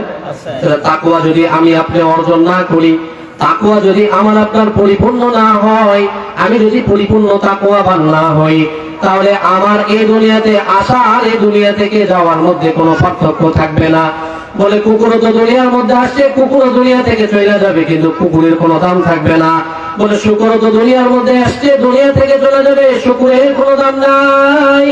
গরু যেরকম ভাবে আসছে তারপরেও মানুষের খেদমত কইরা দুনিয়া থেকে বিদায় নিয়ে চলে যাবে। বলে গরুরও কোনো হিসাব নিকাশ নাই। ছাগলও দুনিয়াতে আসছে, ছাগলও দুনিয়া থেকে বিদায় নিয়ে চলে যাবে মানুষের খেদমত কইরা। এ ছাগলের কোনো হিসাব নিকাশ নাই। পৃথিবীর মধ্যে যত যা আসবে সবারই হিসাব নিকাশ হবে না। শুধুমাত্র আল্লাহ তাআলার কাছে এক প্রকার নয়, দুই প্রকার বান্দার হিসাব হবে। এক প্রকার হলো মানুষ, আর এক প্রকার হলো জিন্নাত। যে জিন্নাতকে আমরা দেখি না, মাঝে মধ্যে মানুষের ভিতর যখন শক্তি ধারণ করে তখন বোঝা যায় এইটা জিন। বলে এই জিনেরও হিসাব হবে আর এই মানুষেরও হিসাব হবে। দুনিয়ার মধ্যে আর কোনো হিসাব হবে না। আর এই হিসাব দেওয়ার জন্য যদি আমি আপনি প্রস্তুত না হয়ে যাই, তাহলে আমার আপনার এই দুনিয়াতে আসার কোনো দাম থাকলো না। দুনিয়া থেকে যাওয়ার আগে আমাকে হিসাব কষায় নিতে হবে যে আমি আখিরাতে গিয়ে হিসাব দিতে পারবো কি পারবো। এটা কি শুধু আমার জন্য না সবার জন্য? যারা আমরা কালেমা পড়েছি আমাদের সবার জন্য একই অবস্থা। কিন্তু আজকে আমরা বেখবর, একদম বেখবর, কোনো খবর নাই, চলছে তো চলছে। হ্যাঁ, ওমর রাদিয়াল্লাহু তাআলা আনহু, ওমরে ফারুক রাদিয়াল্লাহু তাআলা আনহু চিনেন নি? এটা চিনেন? ওমর ফারুক কে? এটা বলেন, ওমর ফারুক কে? একটু কথা বলেন না। ওমর ফারুক কে? রাসূল সাল্লাল্লাহু আলাইহি ওয়াসাল্লামের কাছের বন্ধু। তাহলে ডান দিকে যদি আবু বকর সিদ্দিক হয়, তাহলে বাম দিকে ওমর, আর সামনের দিকে ওসমান। আর এদের সবাইকে দেখার জন্য শেরে খোদা আলী। বলেন সুবহানাল্লাহ। তাদের কি অবস্থা ছিল জানেননি? তারা জান্নাতি। আল্লাহর পক্ষ থেকে ফয়সালা দিয়ে দিছে। রাসূলকে বলতেছে, ইয়া রাসূলুল্লাহ, আপনি জানায় দেন, ওমরকে বলেন ওমর জান্নাতি। আবু বকরকে জানায় দেন আবু বকর জান্নাতি। আল্লাহু আকবার, তারা জান্নাতি এটা বলে দিছে। তারপরে তাদের অবস্থা দেখেন। হুযায়ফা রাদিয়াল্লাহু তাআলা, রাসূল সাল্লাল্লাহু আলাইহি ওয়াসাল্লাম যাওয়ার আগে হুযায়ফাকে একদিন কাছে ডাকছে। ডাকার পরে বলছে, হুযায়ফা, এই মক্কা মদিনার মধ্যে যারা মুনাফিক ছিল, মুনাফিক কি বলেন? মুনাফিক, নাফরমান, যারা আমার ঘরে থাকবার পরেও, আমার সাথে চলবার পরেও ইসলামের ক্ষতি করার চেষ্টা করে, আমি রাসূলকে কষ্ট দেওয়ার চেষ্টা করে, আমি রাসূলের সুন্নতকে ধরে না, আল্লাহর নাফরমানি করে, সাহাবাদেরকে কষ্ট দেওয়ার ফিকির করে, এরকম নাফরমান যদি কেউ মারা যায়, তাহলে হুযায়ফা তুমি তার জানাজার মধ্যে যাবে না। এটা হুযায়ফা বলছে। কে বলছে বলেন? রাসূল আকরাম সাল্লাল্লাহু আলাইহি ওয়াসাল্লাম। তো রাসূল আকরাম সাল্লাল্লাহু আলাইহি ওয়াসাল্লাম যখন এই কথা বলছে, এই দিনের পর থেকে ওমরের বড় পেরেশান। ওমরের কি পেরেশান? ওমর বলে, আমার নামটা কি হুযায়ফারে বইলা গেছে কিনা, আমি কি মুনাফিকের খাতায় আমার নাম আছে? হায় মুশকিল। ওমর ফারুককে বলছে, তুমি জান্নাতি। জান্নাতি বলছে কবে? আবু মুসা আশআরী গেটের সামনে দাঁড়ায় রয়েছে। হঠাৎ করে রাসূল সাল্লাল্লাহু আলাইহি ওয়াসাল্লাম ঘর থেকে বের হইছে। রাসূল সাল্লাল্লাহু আলাইহি ওয়াসাল্লাম হাঁটছে, আবু মুসা আশআরী পিছন দিয়ে যাওয়া শুরু করছে। বলে যাইতে যাইতে মসজিদে কুবা যারা হজ করতে গেছে, আল্লাহ তাআলা সবাইকে হজ করতে নিয়ে যায়। বলেন আমিন। ইচ্ছা আছে না? ইচ্ছা আছে না? আল্লাহ তাআলা সবাইকে হজ করার তৌফিক দান করুন। বলেন আমিন। মৃত্যুর আগে মালিক আমরা যারা আছি, আমাদের আওয়াজ যত দূর যাচ্ছে, সবাইকে আল্লাহ আপনি আপনার তাওয়াফ, ঘর তাওয়াফ করা ছাড়া, রাসূলের রওজা জিয়ারত করা ছাড়া যেন দুনিয়া থেকে নিয়েন না। বলেন আমিন। আবু মুসা আশআরী দাঁড়ায় রয়েছে, রাসূল সাল্লাল্লাহু আলাইহি ওয়াসাল্লাম হাঁটছে। যাওয়ার পরে এই মসজিদে কুবার পাশে একটা খেজুরের বাগান ছিল। এই খেজুরের বাগানে রাসূল সাল্লাল্লাহু আলাইহি ওয়াসাল্লাম ঢুকে গেছে। রাসূল সাল্লাল্লাহু আলাইহি ওয়াসাল্লাম ঢোকার পরে একটু ঘুরছে, ঘোরার পরে এই জায়গার মধ্যে একটা কূপ ছিল, কূপের মধ্যে বসছে। বুখারী শরীফের হাদিসের কথা বলছে। হাতিবা টিম তারা মাঠে পারে টিম, এগুলোর কোনো ঘটনা নয়।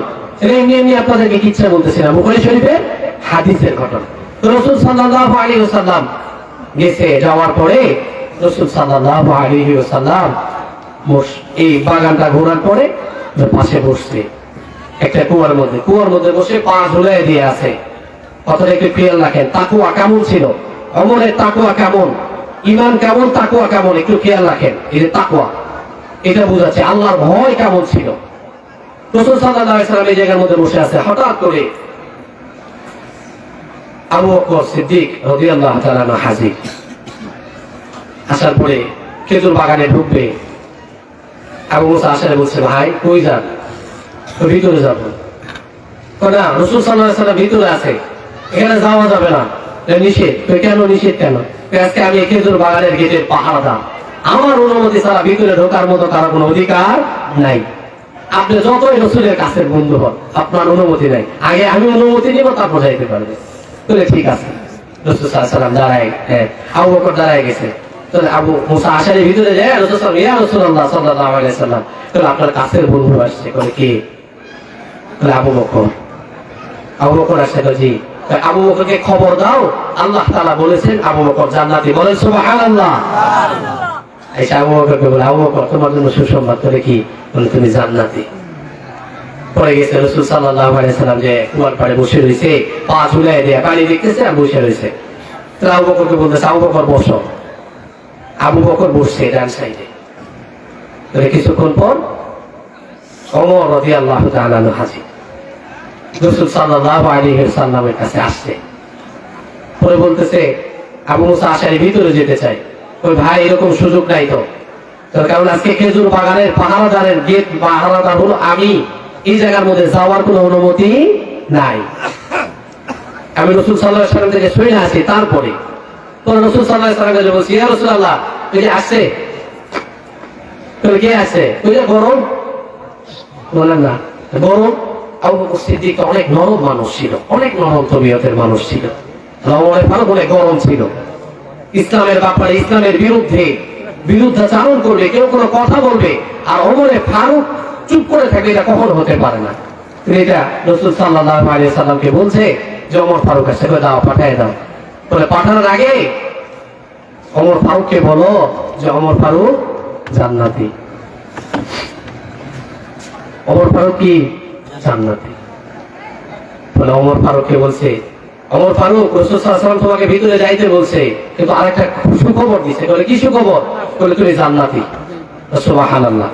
তা ওমর ফারুক গেছে। ওমর ফারুক যাওয়ার পরে রাসূল সাল্লাল্লাহু আলাইহি ওয়াসাল্লামের ডান পাশে বসেছে। রাসূল সাল্লাল্লাহু আলাইহি ওয়াসাল্লামের ডান পাশে বসেছে।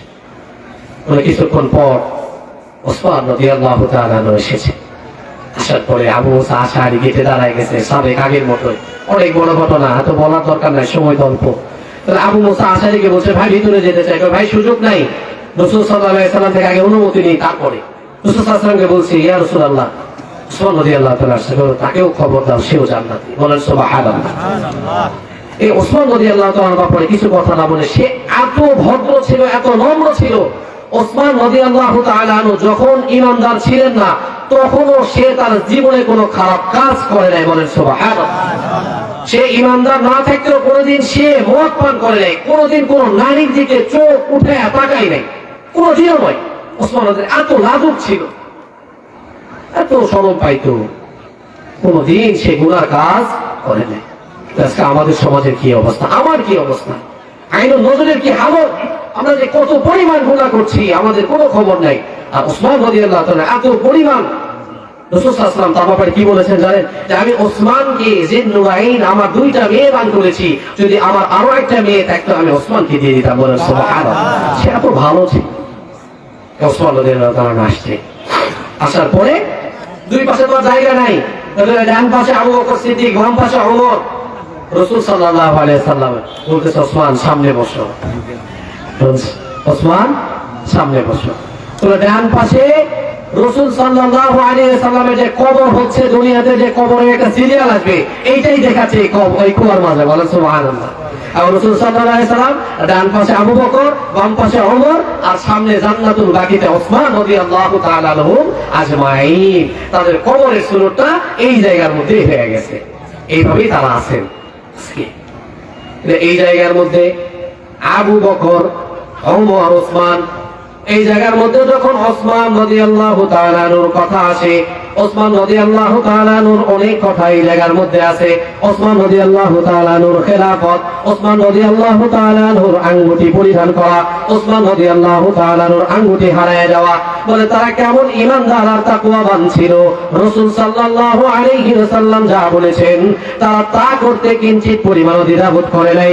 জান্নাতের খবর ওমর, আবু বকর, ওসমানকে সবাইকে দিয়ে দিল।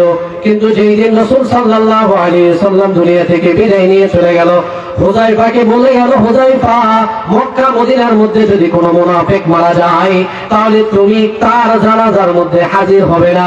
এই কথা শুনবার পরে ওমরে ফারুক রাদিয়াল্লাহু তাআলা প্রতিদিন কান্না করে, বলে আমার নাম কি হুযায়ফার কাছে বলে গিয়েছে কিনা। ওমরে ফারুক একদিন রাতে টিপ করে বৃষ্টি হয়, ওমরে ফারুক হাদিসের কথা অনুযায়ী হুযায়ফার দরজার সামনে গিয়ে দাঁড়ায়, খটখট করে টোকা দেয় দরজার মধ্যে। হুযায়ফা দরজা খুলছে, হুযায়ফাকে বলে আবু বকর সিদ্দিক রাদিয়াল্লাহু তাআলা, বলে হুযায়ফা, রাসূল যখন দুনিয়া থেকে বিদায় নিয়ে চলে গেছে তার আগে তোমার কাছে কিছু কথা বলে গিয়েছে, সেটা হলো যারা মুনাফিক, যারা আল্লাহকে বিশ্বাস করত, মনে মনে উপরে দেখাইতো কিন্তু দিনের সাথে সম্পর্ক ছিল না, যারা আমার রাসূলকে মহব্বত করত, মনে মনে অন্তরের মধ্যে পরিপূর্ণ বিশ্বাস ছিল না, এরকম মুনাফিক যদি মারা যায় তার জানাজায় তুমি হাজির হবা না। আমি ওমর বলতেছি, আমার ওমরের নামও কি তোমার কাছে রাসূল আকরাম সাল্লাল্লাহু আলাইহি ওয়াসাল্লাম বলে গিয়েছে কিনা? ওমরকে জান্নাতি ঘোষণা করবার পরে ওমরের ভয়, ওমরের কেমন ভয় ছিল আরো জানে। ওমর রাদিয়াল্লাহু তাআলা যখন গাছের নিচে যাইতো, গাছের উপরে তাকাইতো, গাছের পাতার দিকে জিজ্ঞেস করে বলতো, আমি যদি গাছের পাতা হইতাম তাহলে আমি ওমরের আর হিসাব দেওয়া লাগতো। ওমরের সামনে যখন কুকুর হেঁটে যাইতো, ওমর কুকুরকে দেখে বলতো, কুকুর তোর তো দুনিয়া থেকে বিদায় নিলে হিসাব হবে না।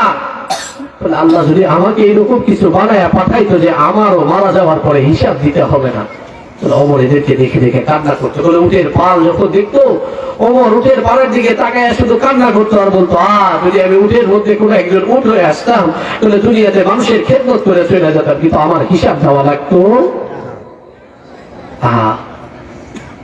হুযায়ফা বলছে, আল্লাহ রাসূল সাল্লাল্লাহু আলাইহি ওয়াসাল্লাম আমাকে বারণ করছে, নিষেধ করছে, কাদের কাদের নাম বলছে এটা জানাইতে নিষেধ করছে।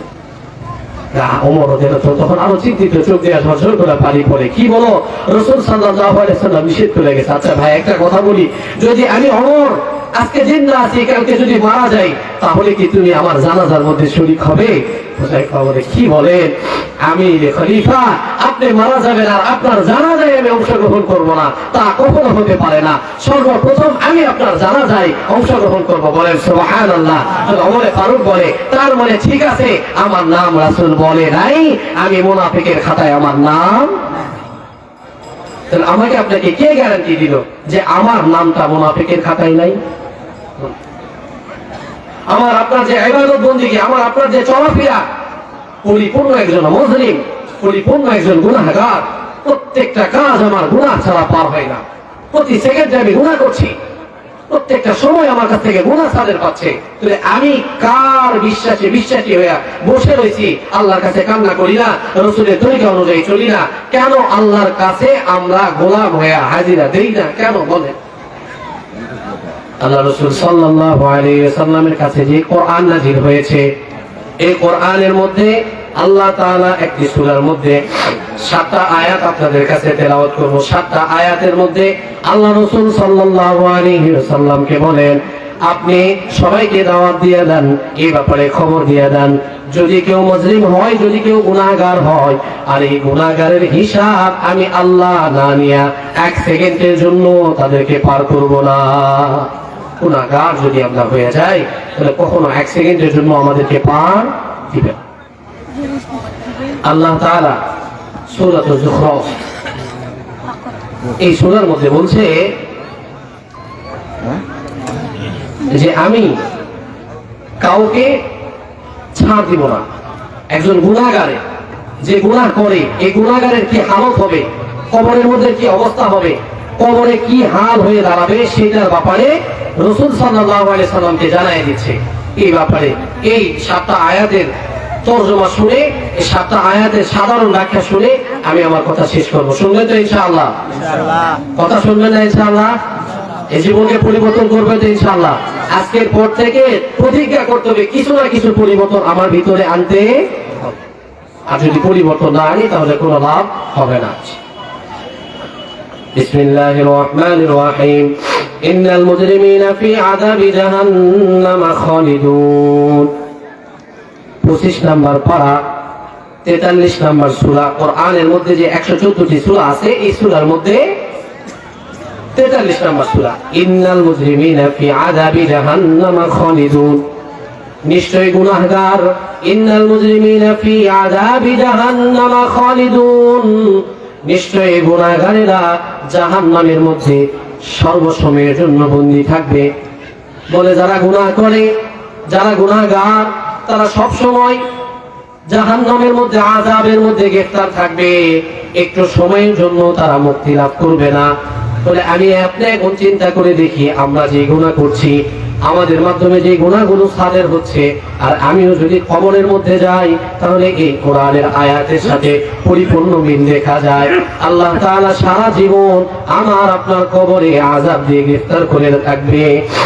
পরের আয়াতের মধ্যে বলে লা ইউফাত্তারু আনহুম ওয়া হুম ফীহি মুবলিসুন, যারা গুনাহগার হবে, যারা গুনাহগার আমরা হব, দুনিয়া থেকে বিদায় নিব, কবরের মধ্যে যারা আমরা যাব, আল্লাহ তাআলাকে বলবে, গুনাহগার আল্লাহকে বলবে লা ইউফাত্তারু আনহুম, আমাদের আযাবটাকে একটু লাঘব করা যায় না? আমাদেরকে যে আযাব দিচ্ছেন, এই আযাবটার মধ্যে কি একটু কমতি করা যায় না? মাওলা, আযাবটাকে একটু কমায় দেন না, এই আযাব তো আমাদের আর সহ্য হচ্ছে না, সহ্য করতে পারছি না। আল্লাহ তাআলাকে বলবে। পরে আবার বলতেছে ওয়া হুম ফীহি মুবলিসুন, এই আযাবের কারণে প্রত্যেকটা বান্দা, আমরা যারা গুনাহগার, গুনাহগার পুরুষ মহিলা যারাই আমরা কবরের মধ্যে যাব, এই আযাবের কারণে বেকারার হয়ে যাব। বেকারার মানে আমরা পেরেশান হয়ে যাব, কবরের মধ্যে ছুটাছুটি করব। তখন আল্লাহ তাআলা বলবে, আল্লাহ তাআলা বলবে গুনাহগারকে ওয়া মা যালামনাহুম ওয়ালাকিন কানু হুমুজ যালিমুন, বলবে বান্দা আমি তো তোমাদের উপরে জুলুম করি নাই, বরঞ্চ তোমরাই তোমাদের উপরে জুলুম করেছে। বলে কেমনে?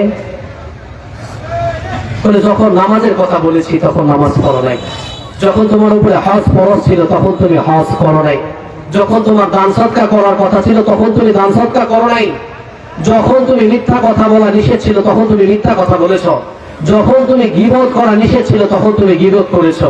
এটা করে তুমি তোমার নিজের উপরে জুলুম করেছো, আমি মালিক তোমার উপরে জুলুম করি নাই। সমাজের কেমন অবস্থা দেখবেন, চার দোকানে বসছে, চার দোকানে চা খাচ্ছে আর নর্তকীরা নাচতেছে, এটা দেখে আর চা খায়, দাড়ি মোষ সব পেকে গেছে, দাড়ি মোষ সব পেকে গেছে। তুই কয়দিন আর বাঁচবো? খাই আলো কয়দিন আর বাঁচবে? কয়দিন আর কে বাঁচছে? সবাই তো চলে গেছে, তুমিও চলে যাবে, কেউ বাঁচবে না। ওরা নিজের উপর জুলুম করা বন্ধ করো, আখিরাতের রাস্তাটা সুগম করো। করা যাবে না ইনশাআল্লাহ? আল্লাহ তাআলা কোরআনের মধ্যে পরের আয়াতে বলেন ওয়ানাদাউ ইয়া মালিকু লিয়াকদি আলাইনা রাব্বুক ক্বালা ইন্নাকুম মাকিসুন। আল্লাহ তাআলা এই জায়গার মধ্যে একটা ফেরেশতার নাম বলছে, যে ফেরেশতার নাম হলো মালিক। মালিক ফেরেশতা, জাহান্নামে যারা যাবে না তাদের এখানে সর্বপ্রথম যে ফেরেশতা থাকবে এটার নাম হলো মালিক। এই যারা গুনাহগার কবরের মধ্যে যে আযাব হইতেছে, এরা মালিক ফেরেশতাকে ডাক দিবে, মালিক ফেরেশতাকে ডাক দিবে ওয়ানাদাউ ইয়া মালিকু লিয়াকদি আলাইনা রাব্বুক, ও মালিক, ও আল্লাহর গোলাম, আমাদের আর আযাব সহ্য হইতেছে না, তুমি তোমার প্রতিপালককে বলো আমাদেরকে একেবারে নিশ্চিহ্ন করে দে। দুনিয়া থেকে মারা গেছে কিন্তু সে মালিক ফেরেশতাকে ডেকে ডেকে আবদার করবে, মালিক ফেরেশতা আমার কবরের আযাব আর সহ্য হইতেছে না, তুমি আল্লাহকে বলো আমাকে এই জায়গার মধ্যে একবারে নিঃশেষ করে দে, আমার অস্তিত্ব আর টিকে রাখার দরকার নাই। কে বলবে বলে? এলে আমার মতো গুনাহগার এই আযাবের কারণে মালিক ফেরেশতাকে ডাকে বলবে তুমি তোমার পালনকর্তাকে বলো আমাকে একেবারে শেষ করে দে, আমাকে আর আযাব দেওয়ার দরকার নাই। একজন গুনাহগার মুসলিম সে এই জায়গার মধ্যে কি করবে? আল্লাহকে বলবে আল্লাহ আমাকে শেষ করে দেন। তারপরে মালিক ফেরেশতা উত্তর দিবে ক্বালা ইন্নাকুম মাতিকুন, মালিক ফেরেশতা বলবে, রে এই জায়গার মধ্যে থেকে মুক্তি পাওয়ার মতো কোনো সুযোগ নাই, সারা জীবন তুমি আযাবে এর মধ্যে গ্রেফতার থাকবে। নাউজুবিল্লাহ বলে। মালিক ফেরেশতা বলবে, এই জায়গা থেকে মুক্তি পাওয়ার মতো কোনো সুযোগ নাই, কোনো সুযোগ নাই। তাহলে ভাই, যেই জায়গায় থেকে মুক্তি পাওয়ার সুযোগ নেই, এই জায়গায় তো মুক্তি পাওয়া যায়, কিন্তু ওই জায়গায় গেলে তো মুক্তি পাওয়া যাবে না। তাহলে মুক্তি পাওয়া যাবে না, এই জায়গায় যাবই না, তার কাজ করা যাবে না, ওই কাজে আমরা যাব না যেই জায়গার মধ্যে মুক্তি চাইতে হবে। আল্লাহ তাআলা কোরআনের মধ্যে বলে দিয়েছে, হাদিসের মধ্যে বলে দিয়েছে, এভাবে যদি আমরা চলতে পারি তাহলে ওই জায়গার মধ্যে আমাদের যাওয়ারই দরকার নাই, আর মালিক ফেরেশতাকে দেখে আমাদের মাপ চাওয়ারও দরকার নাই। তাহলে কি করবো? তাহলে খাঁটি গোলাম হবো, আল্লাহর খাঁটি বান্দা হবো, রাসূলের খাঁটি উম্মত হয়ে যাব। আমাদেরকে কবরে যাওয়ার সঙ্গে সঙ্গে জান্নাত দিয়ে দেবে, বলে সুবহানাল্লাহ। এর নজর যত দূর যাবে, আল্লাহ বলবে ফেরেশতাকে, এ ফেরেশতা তার চক্ষু দুই দিকে যত দূর যায় তত দূর পর্যন্ত জান্নাতের রাস্তা প্রশস্ত করে দেন, বলেন সুবহানাল্লাহ। তাহলে এই কাজগুলো আমাদেরকে করে যেতে হবে। তারপরে বলেন পরের আয়াতে, যেহেতু মুক্তি পাচ্ছে না, এখন বললে যে আল্লাহ তাআলা যে আমাদের কাছে খবর পাঠাইছিল, আল্লাহ তাআলা যে আমাদের কাছে সত্য মিথ্যা যাচাই করার জন্য মানুষ পাঠাইছিল, এটা বলবে। আল্লাহ তাআলা বলবে, ওয়ালাকাদ জিনাকুম বিল হাক্কি ওয়ালাকিন্না আকসারুকুম লিল হাক্কি কারিহুন। আল্লাহ তাআলা বলবে, ওয়ালাকাদ জিনাকুম বিল হক, ওই তোমাদের কাছে অনেকেই হক নিয়ে হাজির হয়েছিল। বলে তোমাদের কাছে মাগরিবের পরে দুইজন কথা বলেছে, আসরের পরে অনেকে কথা বলেছে, মসজিদের মধ্যে ইমাম সাহেব প্রত্যেক শুক্রবারে তোমাদেরকে নসিহত করে, বলে তোমাদের নাতি ছিল, তোমাদের ভাগনা ছিল, সেও তোমাদেরকে কথা বলেছে। এরপরে যে প্রধান বক্তা আসবে সেও তোমাকে কথাগুলো বলেছে প্রতিনিয়ত, কিন্তু তুমি সেটাকে স্বীকার করনি। আল্লাহ তাআলা বলেন, লাকাদ জিনাকুম বিল হক, তোমাদের কাছে হক নিয়ে যাওয়া হয়েছে, ওয়ালাকিন্না আকতারুকুম, কিন্তু এর মধ্যে বেশিরভাগই তোমরা ছিলে, এর মধ্যে বেশিরভাগই তোমরা ছিলে যে হাক্কি কারিহুন, সত্যকে অস্বীকার করনেওয়ালা। এর মধ্যে বেশিরভাগই ছিলে তোমরা সত্যকে অস্বীকার করনেওয়ালা। তাহলে আখিরাত আছে, এটাকে অস্বীকার করছো, নামাজ পড়তে হবে এটাকে অস্বীকার করছো, যাকাত দিতে হবে এটাকে অস্বীকার করছো, দিনের যত ভালো কাজ আছে সমস্ত কাজকে তোমরা অস্বীকার করার কারণে আমার কাছে আযাবের মধ্যে গ্রেফতার হয়েছো। কিন্তু তোমাদের কাছে অনেক দাওয়াত গেছে, দাওয়াত আসে নাই? বলে দাওয়াত আসে না, আসে নাই? এ দাঁড়িয়ে রাখার কথা কোরআনের মধ্যে রাসূল সাল্লাল্লাহু আলাইহি ওয়াসাল্লাম বলছে না, বলে নাই? অনেক হুজুর আওয়াজ করছে না, করে নাই? কথা বলেন। নামাজ পড়ার কথা বলছে না, বলে নাই? সবাই বলছে, সবাই বলে, কিন্তু তুমি স্বীকার করো নাই, তুমি মানে নাও নাই। তাহলে মাহফিল হয়েছে, এই মাহফিল একটা বরকতময় জায়গা ছিল, এই মাহফিলে যারা বসবে তারাই সওয়াব পাবে, আর তারাই ওই অংশীদারিত্ব হবে। আল্লাহর কোন ফেরেশতা এরকম সাক্ষী দিবে যে অমুক একটি দিনে এই জায়গার মধ্যে একটা আসমানের ছায়া থেকে, আরশ থেকে রহমত বর্ষণ হচ্ছিল, সেই জায়গার মধ্যে সবাই বসেছিলে, কিন্তু তুমি বসনি, তুমি বাজারে ঘোরাফেরা করছো, অযথা সময় নষ্ট করছো, এই জন্য তুমি হককে স্বীকার করতে পারো না। এই জায়গার মধ্যে বলবে, কত মানুষ দুনিয়া থেকে চলে যায়, তারপর বাহাদুরি কমে না, তাই না? কত বাহাদুরি আমাদের জানেন, কেমন বাহাদুরি দেখেন। আমি এই কথাটা সব জায়গার মধ্যেই বলি। কয়েকদিন আগে আমার নানাও বিদায় নিয়ে চলে গেছে, বড় নানা দুনিয়া থেকে বিদায় নিয়ে চলে গেছে, অনেক মা মারা গেছে, যুবক মা মারা গেছে, আবার ছোট ছোট খালাও বিদায় নিয়ে চলে গেছে। বলে দুনিয়াটা নিয়ে আমরা অহংকার করি, এই অহংকারটা একেবারে মিথ্যা, একেবারেই ধোঁকা, একেবারেই মরিচিকা। বোঝেই না যে মানুষটাকে দাফন করে আসে 7 দিন 15 দিন, 1 মাস 3 মাস পরে যাওয়ার পরে লাশের অস্তিত্ব পাবেন না, কিন্তু দেখবেন এই জায়গার মধ্যে যে কাপড়টা দিয়ে আসছে, এই কাপড়ের অস্তিত্ব এখনো আছে। থাকে কি থাকে না? বলে কাপড়ের অস্তিত্ব থাকে। যে বাঁশের খাড়ালটা দিয়ে মাটি দিয়ে আসা হয় না, এই বাঁশের খাড়াল থেকে এমনও অনেক অজস্র বাঁশ আছে যে বাঁশের ঝাড় তৈরি হয়ে গেছে। বাঁশের খাড়াল থেকে একটা বাঁশ থেকে কুঞ্চি হয়ে এটা খাড়াল থেকে পুরো বাঁশের ঝাড় হয়ে গেছে। তোমাকে যেই জায়গায় রাখছে সেই জায়গার বাঁশের খাড়াল থেকে বাঁশের ঝাড় হয়ে গেছে, কিন্তু তোমার কোনো অস্তিত্ব তোমাকে রাখে আসছে এই জায়গার মধ্যে পোকা মাকড়ে তোমাকে অল্প কিছুদিনের মধ্যে খেয়ে ফেলেছে, আর যেই জিনিসগুলো দিয়ে তোমাকে রেখে এসেছে তারা এখনো পর্যন্ত অস্তিত্বে আছে, কিন্তু তারপরও তুমি এই নাদান নাপাক অস্তিত্ব আর বডি নিয়ে এত বাড়াবাড়ি কত, এত নাফরমানি করো, এটা তুমি কেমনে পারো? এই মরিচিকাময় দুনিয়াতে তুমি কেমনে পারো? এটার মহব্বত তোমরা ছাড়তে পারো না? এই মহব্বতকে ছেড়ে দাও, আখিরাতের মহব্বতকে আঁকড়ে দাও, আখিরাতকে ভালোবাসো। যদি ওইটার মহব্বত আমরা ছাড়তে না পারি, তাহলে আমাদের কোনোদিনও কামিয়াবি আসবে, কোনোদিনও কামিয়াবি আসবে। দিনের পর দিন চলে যাবে, কোনো খবর আমাদের হবে না। তাই বাপজান দেখেন, চলে তো যেতে হবে, তারা পরিবর্তন হইয়া আখিরাতের কথা স্মরণ করে প্রতিদিন বালিশে শোয়ার আগে একবার দুবার চিন্তা করা যে কত মানুষ বিদায় নিয়ে চলে গেল, কত কিছু হয়ে গেল, কিন্তু আমিও তো চলে যাব, কিন্তু আমার তো পরিবর্তন। আজ থেকে আমি এখানে আছি, সব থেকে বয়স্ক মানুষ নানা আছে, আরো অনেকে আছে। এই যে আজকে মাহফিল, মনে করেন আজ থেকে 100 বছর, সব থেকে ছোট্ট বাচ্চাটি, ছোট্ট বাচ্চা, আর সব থেকে বয়স্ক মানুষ, মাঝে অনেক যুবক ভাইরা আছে, অনেক যুবক ভাইরা আছে। এই যুবক ভাইরা আছে, আজ থেকে 100 বছর পরে কেউ থাকবে দুনিয়াতে?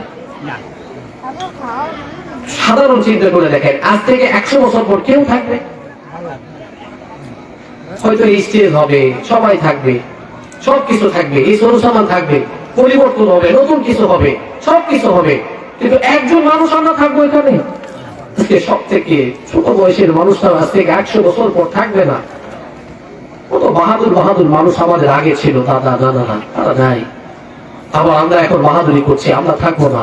সামনে কত বাহাদুর আসবে, কেউ থাকবে না। তারপরও এই মরিচিকাময় দুনিয়াকে নিয়েই ব্যস্ত, আল্লাহর কোন খবর তারা রাখে? এর মতো গাফেলা কেউ নাই।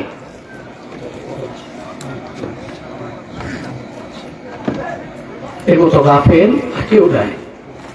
আমাদেরকে প্রতিনিয়ত কত মানুষ দেখে দিয়ে যায়, কত মানুষ সাক্ষী বলে যায়, কিন্তু তারপর আমাদের খবর থাকে না। মাঝে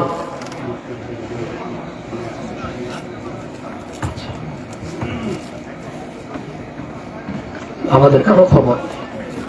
এই জন্য ওই আখিরাতে ফেরিওয়ালারা যারা আসে, আপনাদেরকে বলে একটু পরিবর্তন হন, একটু চেঞ্জ হন, আখিরাতকে নিয়ে ভাবে, কবরকে নিয়ে ভাবে। কত জীবন পার হয়ে গেল, কবে কি করবে?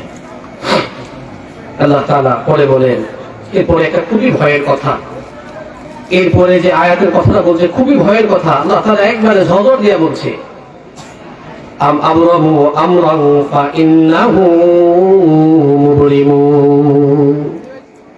আল্লাহ তাআলা এরপরে আয়াতে বলেন, তারা কি কোনো প্রস্তুতি নিচ্ছে কিনা আমার সঙ্গে মোকাবেলা করার জন্য? তারা কি কোনো কঠিন পদক্ষেপ নিয়েছে কিনা আমার সাথে মোকাবেলা করবার জন্য? রাসূল আপনি বলে দেন, আমি মালিক তাদের জন্য প্রস্তুতি গ্রহণ করে রেখেছি। তারা কি কোনো প্রস্তুতি নিচ্ছে? তারা কি তৈরি হয়ে গিয়েছে আমার কাছে আসবার জন্য? আমি আল্লাহ তৈরি হয়ে গেছি, তাদেরকে কিরকম ভাবে আযাব দিব, তাদেরকে কিরকম ভাবে শাস্তি দিব, আমি আল্লাহ তৈরি হয়ে আছি। তারা কি তৈরি হয়েছে? বলেন, তারা কি তৈরি হয়েছে? কেউ তৈরি হয় নাই, কোনো খবর নাই। কি খবর নেবে? খবর নেওয়ার তো সময় নাই।